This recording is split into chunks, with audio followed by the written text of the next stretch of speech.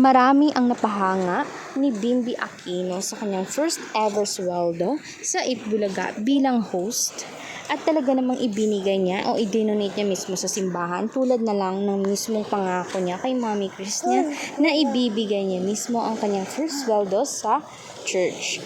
Kaya nga naman pala mas binibless mismo ang batang ito. Talaga namang marami ang napahanga, even the mga ninong and talagang ang princess niya na sila mismo sina Riza, Mami Chris niya, Kuya Josh niya, maging ang Aquino family ay talaga namang naging masaya sa mismong ginawang aksyon ni Bimby.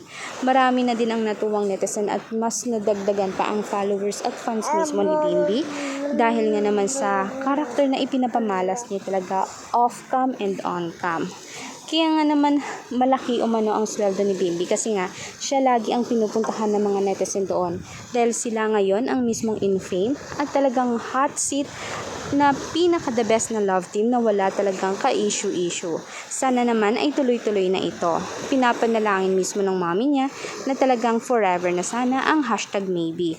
Agree ba kayo dito? Kaya huwag niyo nang kalimutan i-like, subscribe at tap the notification bell for more videos.